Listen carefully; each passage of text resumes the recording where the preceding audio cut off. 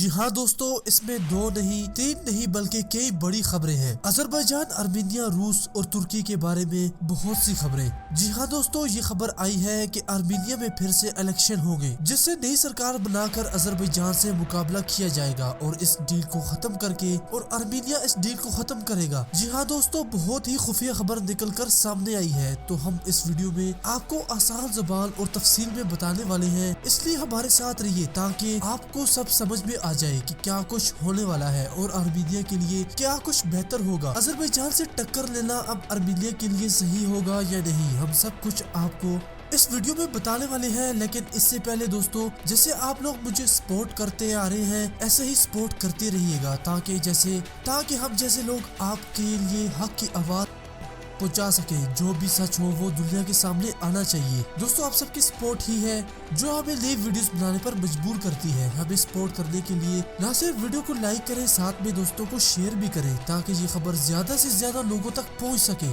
اگر آپ ہمارے ساتھ جڑے رہنا چاہتے ہیں تو ہمارے چینل ہمارا پاکستان کو بھی سبسکرائب کر کے ساتھ میں گھنٹی پر لازمی کلک کیجیے تاکہ آپ تک ہماری ویڈیوز پہنچ سکے۔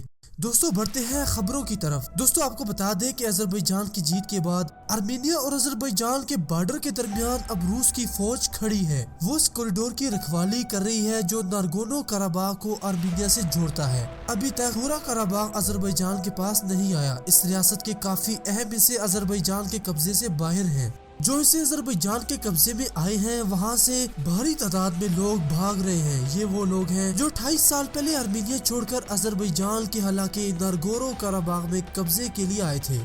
جیسا انہوں نے آذربائیجان کے مسلمانوں کے ساتھ کیا، وہ سمجھ رہے ہیں کہ ایسا ہی آذربائیجان کی فوج ان کے ساتھ کرے گی۔ اسی ڈر سے وہ بھاگ رہے ہیں۔ ڈیل کے مطابق قراباغ کا یکدم کل بازار اور لاچیر ضلع 1 دسمبر تک آذربائیجان کے حوالے کرنا ہے۔ یہاں پر رہنے والے لوگ نہ کہ اپنے گھر چھوڑ کر جا رہے ہیں بلکہ وہ اپنے گھروں کو آگ بھی لگا رہے ہیں تاکہ یہ پیچھے آنے والے آذری مسلمانوں کے لیے استعمال کے قابل نہ ہو۔ آپ سوچ سکتے ہیں کہ ارمینیا کے لوگوں کے دماغ میں کیا کیا بھرا ہوا ہے۔ پہلے قبضہ کیا تو صحیح، اور اب جا رہے ہیں تو آگ لگا کر توڑ پھوڑ کر جا رہے ہیں۔ اس سب کی تصویریں ارمینیا میں لوگوں کے غصے کو اور بھی بڑھا رہی ہیں۔ ارمینیا کے ہارنے کی وجہ اور آذربائیجان کے جیتنے کی وجہ میں ترکی جیسے ملک کا بھی بڑا ہاتھ ہے۔ کئی لوگوں کا ماننا بھی ہے کہ 6 ہفتوں تک جاری یہ جنگ عیسائی اور مسلمانوں کے درمیان رہی اور اس میں ترکی کا بڑا ہاتھ ہے۔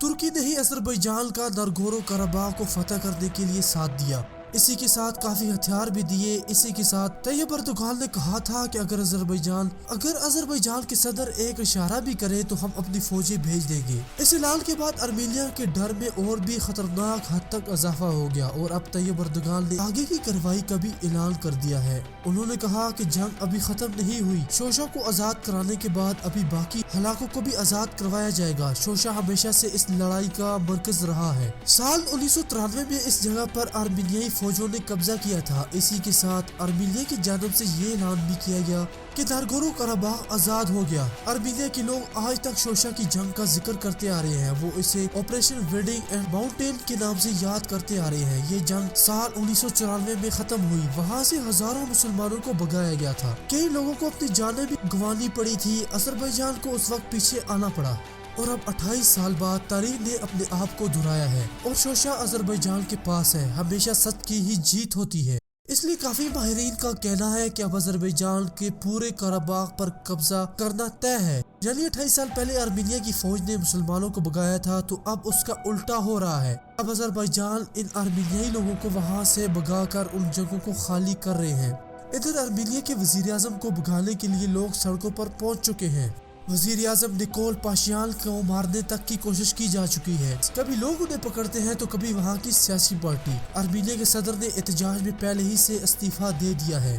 ارمینیا کے وزیر اعظم کا خود بھی یہ ماننا ہے کہ الیکشن کروا کر نئی سرکار آنی چاہیے۔ وہاں کے لوگوں کا بھی یہی کہنا ہے کہ نئی سرکار اس امن معاہدے سے پیچھے ہٹ کر اس جنگ کو دوبارہ شروع کرے گی، ایسا ارمینیائی لوگوں کا ماننا ہے۔ ارمینیائی لوگوں کے دماغ میں کیا پتا کیا کیا بھرا گیا ہے۔ ارمینیائی لوگ شاید یہی بھول گئے ہیں کہ وہ آذربائیجان کے ہتھیاروں کے آگے ختم ہو جائیں گے۔ پہلے ہی ارمینیا نے کافی ہتھیار اور سینکڑوں فوجی کھو دیے ہیں۔ اگر الیکشن کے بعد نئی حکومت بنی اور اس نے دوبارہ جنگ شروع کی تو ارمینیا دنیا کے نقشے سے ہی ختم ہو سکتا ہے۔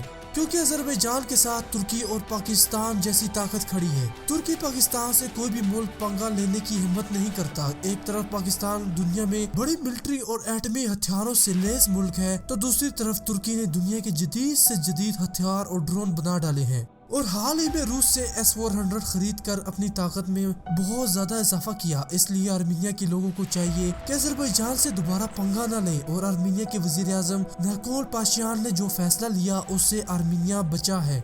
इसको फॉलो करें, यही आर्मीनिया के लिए अच्छा होगा। जबकि पूरी दुनिया और अक़वाम मुत्तहिदा भी इस बात को मानती है कि यह इलाका जिस पर 28 सालों से आर्मीनिया ने कब्जा कर रखा था वो अजरबैजान का हिस्सा है। लेकिन आर्मीनियाई लोग पीछे हटने का नाम भी नहीं ले रहे।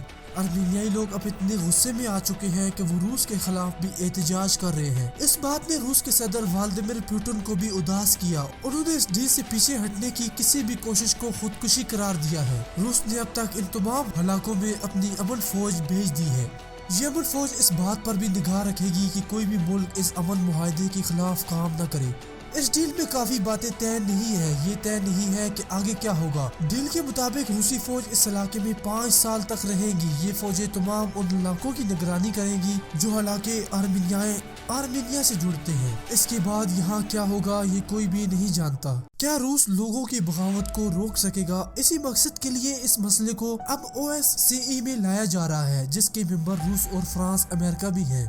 इसमें इस बात पर गहरी नजर रखी जाएगी कि अगर बगावत होती है तो कैसे इसे कुचला जाए और आर्मीनियों को बचाया जाए। इसमें ये बात भी काबिल गौर होगी कि कैसे ईसाई आबादी मुसलमानों के साथ मिलकर रहेगी। अजरबैजान को ये भी मालूम है कि आर्मीनिया इस हार को बर्दाश्त नहीं कर सकता, इसलिए उसने तुर्की की फौज की भी मांग कर ली है, जो रूस की जानब से मंजूर भी कर दी गई है। और अब रूसी फौज के साथ तुर्की की फौज भी इस इलाके में रहेगी। ये लड़ाई तो अजरबैजान और आर्मीनिया के दरमियान थी, लेकिन इसमें दूसरे मुमालिक भी इंटरेस्ट ले रहे हैं, जैसे कि तुर्की अजरबैजान के साथ नाखचिनवान के रास्ते से सीधा लिंक बना रहा है। अभी तक इसके बीच में आर्मीनिया दीवार की तरह खड़ा था। तुर्की ने इस लड़ाई में अजरबैजान को जमकर ड्रोन सप्लाई किए। इन ड्रोन ने काफी हद तक इस लड़ाई को अजरबैजान के हक में दिलवा दिया है।